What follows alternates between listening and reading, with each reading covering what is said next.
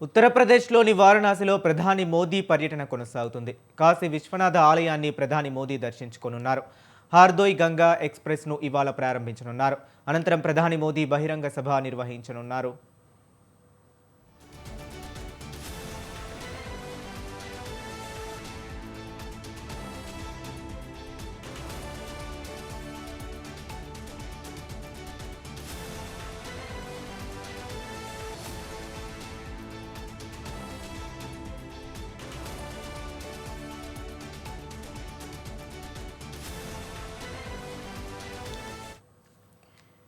ఉత్తరప్రదేశ్లోని వారణాసిలో ప్రధాని మోదీ పర్యటన కొనసాగుతుంది. కాశీ విశ్వనాథ ఆలయాన్ని ప్రధాని మోదీ దర్శించుకోనున్నారు.